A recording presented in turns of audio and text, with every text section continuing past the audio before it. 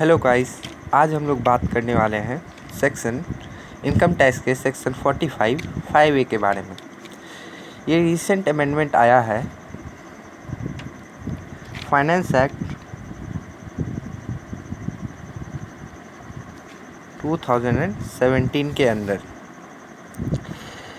कुछ अच्छे कामों के अंदर है जो अरुण जेटली साहब ने किया है। तो सेक्शन 45 5A होता क्या है? Section 45 5A is about joint development agreement. अब हम पहले जानेंगे कि जॉइंट डेवलपमेंट एग्रीमेंट होता क्या है। मान लीजिए मिस्टर राम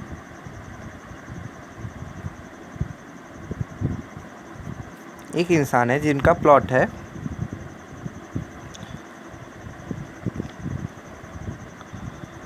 कोलकाता में,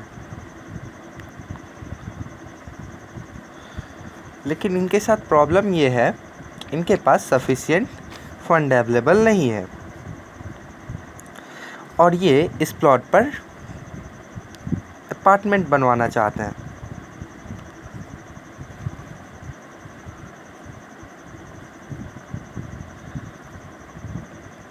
We will name it A, B, C, D।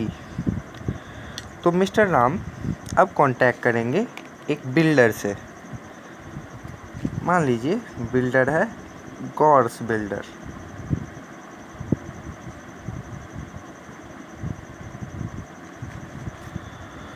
तो ये कांटेक्ट करेंगे बिल्डर से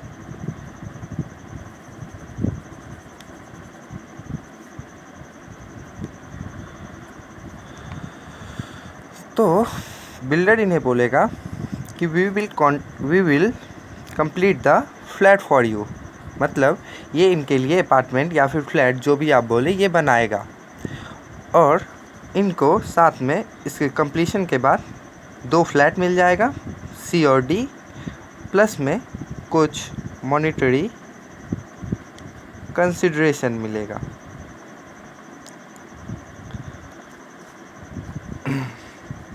प्लस में कुछ क्या मिलेगा? मॉनेटरी कंसिडरेशन मिल जाएगा। तो अब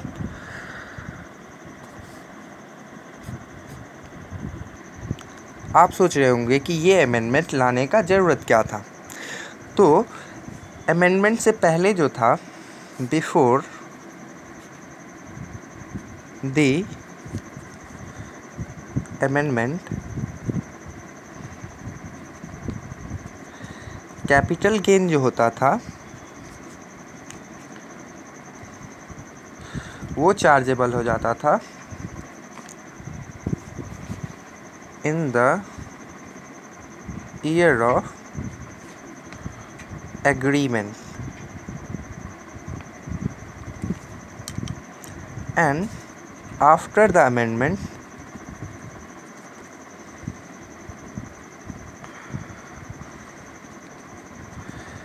कैपिटल गेन्स जो है वो चार्जेबल होगा in the year in which certificate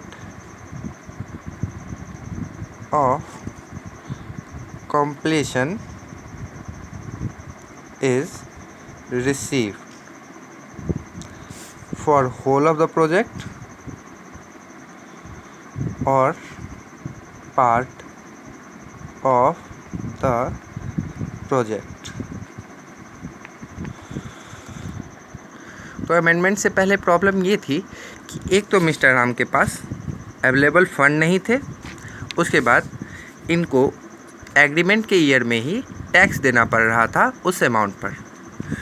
तो इट वाज कंसिडर्ड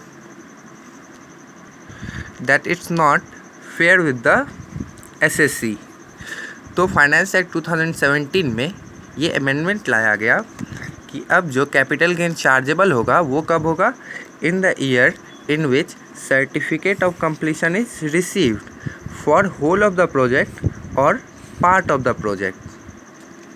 तो ये था मेन पॉइंट इस अमेंडमेंट का।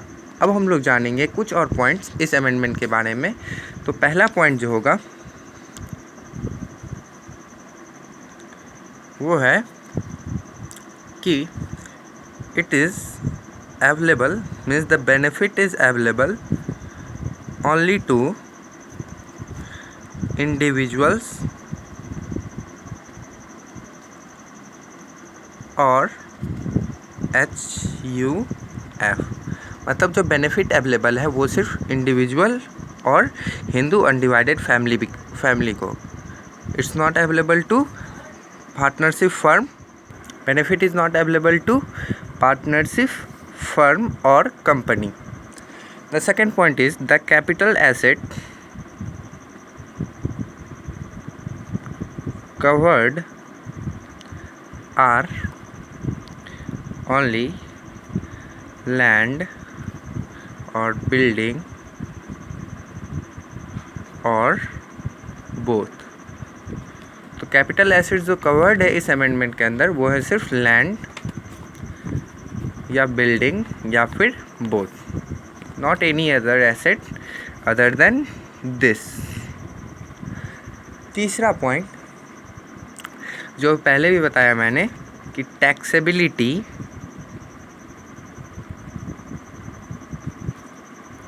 shifts in the year in which certificate of completion is received for whole or part of the project। अब हम लोग मूव फॉरवर्ड करेंगे। चौथा और मोस्ट इम्पॉर्टेंट पॉइंट वो है फुल वैल्यू ऑफ कंसिडरेशन क्या होगा। फुल वैल्यू ऑफ कंसिडरेशन क्या होगा, तो मैं आपको बताना चाहूँगा कि फुल वैल्यू ऑफ कंसिडरेशन जो होगा वो होगा stamp duty value of the share plus क्या होगा, एनी मॉनिटरी कंसिडरेशन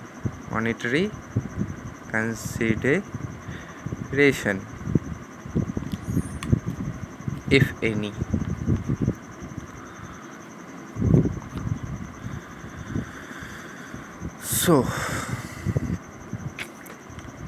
अब हम इसको थोड़ा डिटेल में समझेंगे।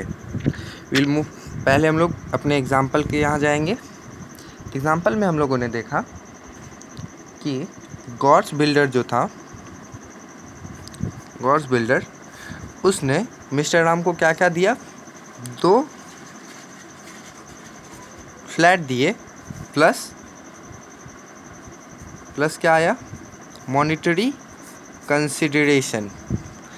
मान लीजिए मॉनिटरी कंसिडरेशन आया होगा 30 lakh, suppose monetary consideration is 30 lakh. और इनको जो शेयर मिला है, यहाँ हम लोगों ने लिखा था stamp duty value of the share. तो शेयर जो मिला है COD, इसका स्टैम्प ड्यूटी वैल्यू मान लीजिए 15 लाख। तो यहाँ पर फुल वैल्यू ऑफ कंसिडरेशन जो होगा वो हो जाएगा ये SDV प्लस मॉनिटरी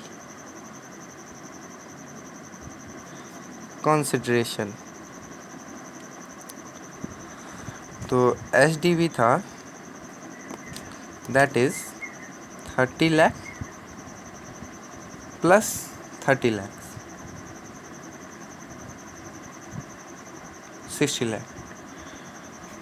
और द मोस्ट इम्पॉर्टेंट पॉइंट कि अगर फ्यूचर में कंप्लीशन सर्टिफिकेट मिलने के बाद मिस्टर राम इस प्लॉट को सेल करते हैं तो इनका कॉस्ट ऑफ एक्विजिशन जो होगा कॉस्ट ऑफ एक्विजिशन जो होगा वो यही होगा, दैट इज़ FVC। यहाँ जो फुल वैल्यू ऑफ कंसिडरेशन है वो आगे उनका क्या हो जाएगा, कॉस्ट ऑफ एक्विजिशन। अच्छा, तो ध्यान से समझिएगा इसको फिर से। फुल वैल्यू ऑफ कंसिडरेशन जिस पर कैपिटल गेन चार्जेबल होगा लेस करेंगे इंडेक्स कॉस्ट ऑफ एक्विजिशन, वो आपको मैं डिटेल में थोड़े बाद में बताऊंगा। पहले हम लोग जाने फुल वैल्यू ऑफ कंसिडरेशन जो होगा वो होगा stamp duty value of the share plus जो मॉनेटरी कंसिडरेशन अगर रिसीव हुआ है तो वो दोनों ऐड करके। और फ्यूचर में अगर ये फ्लैट सेल करते हैं कंप्लीशन सर्टिफिकेट मिलने के बाद, क्योंकि इसमें एक एक्सेप्शन है इस सेक्शन 45(5)A में कि अगर सर्टिफिकेट ऑफ कंप्लीशन मिलने से पहले अगर बिफोर सेल हो जाता है तो नॉट एप्लीकेबल।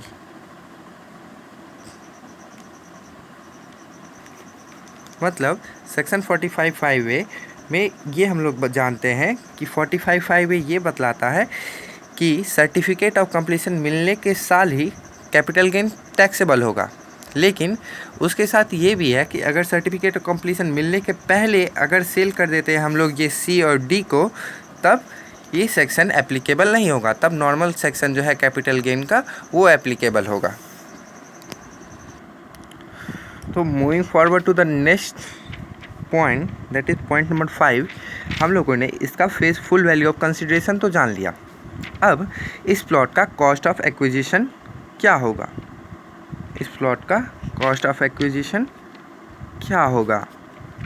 तो कॉस्ट ऑफ एक्विजिशन आप लोग भी सोच रहे होंगे कि ये कैपिटल गेन तो चार्जेबल होगा, लेकिन मैंने अभी तक कॉस्ट ऑफ एक्विजिशन का डिस्कशन नहीं किया। तो कॉस्ट ऑफ एक्विजिशन जो होगा इसमें मोस्ट कंफ्यूजिंग पार्ट जो है कि एक होता है ईयर ऑफ एग्रीमेंट और एक होता है ईयर ऑफ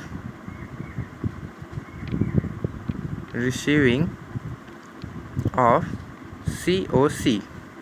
ठीक, तो इंडेक्स कॉस्ट ऑफ एक्विजिशन जो भी होगा, मान लीजिए ये प्रॉपर्टी खरीदा गया था 2000 प्रॉपर्टी कब खरीदा गया था 2000 सपोज 5, तो and year of agreement is 2017-18, year of completion is 2019-20।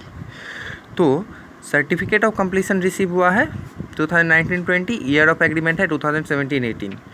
तो जो भी इंडेक्स कॉस्ट ऑफ एक्विजिशन हम लोग कैलकुलेट करेंगे, मान लीजिए ये खरीदा गया था 5 लाख में, तो 5 lakh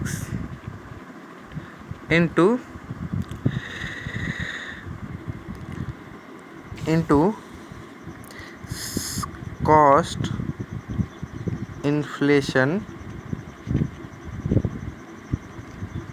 index of year of transfer of year of agreement by cost inflation index of year of acquisition. तो आप एग्ज़ाम में कंफ्यूज ना होकर ये ना आप करिएगा कि कॉस्ट ऑफ ये inflation index year of receiving of COC तक मत लीजिएगा, ये होगा receiving end the year of agreement तक ही। तो ये था बहुत इंपॉर्टेंट पॉइंट जो था कि कॉस्ट ऑफ एक्विजिशन जो होगा वो होगा calculation of index cost of acquisition till the year of agreement only, till the year of agreement तक ही हम लोग इंडेक्स कॉस्ट ऑफ एक्विजिशन को कैलकुलेट करेंगे। तो ये था detailed section 45(5)A that was brought into applicability by the Finance Act 2017। तो हम लोग फिर से रिकैप करेंगे, quick recap. Joint development agreement होता क्या है, सपोज कोई एसएससी है, वो अपना कोई प्लॉट दिया या फिर लैंड दिया और उस पर जॉइंट डेवलपमेंट एग्रीमेंट हुआ, मतलब वो अपने बिल्डर को बोला कि इस पर फ्लैट बनाइए, ठीक, और उसके बदले में मुझे कुछ मॉनेटरी कंसिडरेशन भी दीजिए और कुछ शेयर भी दे दीजिए। तो ये हो गया जॉइंट डेवलपमेंट एग्रीमेंट। और ये अवेलेबल है किन के लिए, सिर्फ इंडिविजुअल्स और एचयूएफ के लिए। और कैपिटल एसेट जो इसके अंदर कवर्ड है वो है लैंड, बिल्डिंग और बोथ। और टैक्सेबिलिटी जो है, इससे पहले क्या होता था, टैक्सेबिलिटी जो था वो था इन द ईयर ऑफ एग्रीमेंट, ये अमेंडमेंट से पहले। लेकिन इस अमेंडमेंट के बाद जो टैक्सेबिलिटी आ गया वो आ गया in the year in which certificate of completion is received for whole और पार्ट ऑफ द प्रोजेक्ट। उसके बाद फुल वैल्यू ऑफ कंसिडरेशन हम लोगों ने सीखा कि फुल वैल्यू ऑफ कंसिडरेशन क्या होगा। फुल वैल्यू ऑफ कंसिडरेशन होगा stamp duty value of the share, stamp duty value जो भी हम लोग को शेयर मिल रहा है उसका, और मॉनेटरी कंसिडरेशन अगर कुछ है तो वो। और यही फुल वैल्यू ऑफ कंसिडरेशन अगर आगे हम लोग सर्टिफिकेट ऑफ कंप्लीशन मिलने के बाद सेल करते हैं तो वो हो जाता है कॉस्ट ऑफ एक्विजिशन। और इस फुल वैल्यू ऑफ कंसिडरेशन का कॉस्ट ऑफ एक्विजिशन जो होगा वो ईयर ऑफ एग्रीमेंट तक जो भी इंडेक्स कॉस्ट ऑफ एक्विजिशन होगा वो होगा हमारा।